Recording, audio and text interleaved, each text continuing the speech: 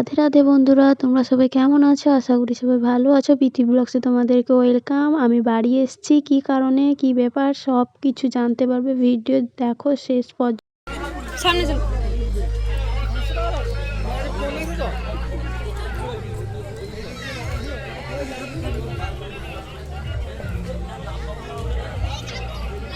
তো বন্ধুরা কেমন আছো? আশা করি সবাই ভালো আছো।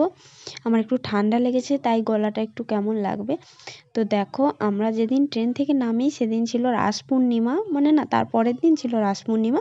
তাই আমরা চলে এসেছি রাস পূর্ণিমা, মানে আমাদের ওখানে পুজো হয়, বড় করে মেলা হয়, ওখানে চলে এসেছি। আর দেখো, এতদিন পরে এত বড় মেলা দেখে আমার সোনা তো খুবই খুশি, আমিও খুব খুশি। আর এই মেলাতে কে কে এসেছিলো তো কমেন্ট করে সবাই বলো যে আমরা, মানে কে কে এসছো এই মেলাতে। আমাদের বাড়ির কাছে এই মেলাটা হয়।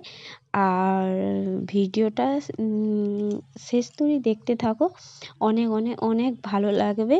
আর এই যে মন্দিরটা দেখছো, এখানে ঠাকুর আসে। এখানে ঠাকুর, আমরা যখন যাই তখন ঠাকুর আসেনি, তাই দেখাতে পারিনি। তো এখানে ঠাকুর আসে। আর এই দেখো কত মিষ্টি এখানে, এত মিষ্টি, মানে কত ধরনের মিষ্টি, আমার তো জিভে জল চলে এসছে বন্ধুরা। তবে দেখো, মেলাতে গিয়ে এমন একটা কাণ্ড হয়েছে, আমি কি বলবো তোমাদেরকে, এরকম হবে আমি কোনোদিনও ভাবিনি আমার সাথে। কিন্তু মানে ঠাকুরের দয়া বলো, যাই বলো না কেন, মানে মানে আমি পেয়েছি, আমি মানে না, এখনও মানুষ থাকে, ভালো মানুষ থাকে।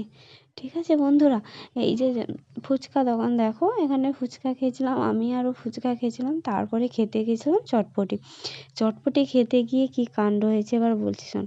এবার আমি চটপটি খাচ্ছি, ওই বাইকের হেলমেটটা ছিল ওখানে রেখে দিয়েছি, আর ফোনটাও রেখে দিয়েছি। তাই আর যখন ফেরার পথে, তখন হেলমেট নিতে আমার মানে বাইকের হেলমেটটা আর ফোনটা নিতে মনে নেই। তাই এইভাবে মেলাতে ঘোরাফেরা করেছি আমি। আর ফোনটা ছিল আমার, মানে আমার বরের ফোনটা ছিল, তাই আমি আমার ফোনটায় ভিডিও করছিলাম, কত জায়গায় কি এইসব দেখাচ্ছি। তারপরে যখন আমরা বাড়ির পথে ফিরি, তখন মনে পড়লো যে বাইকের হেলমেট কোথায়, আর এ কোথায়, ফোন কোথায়।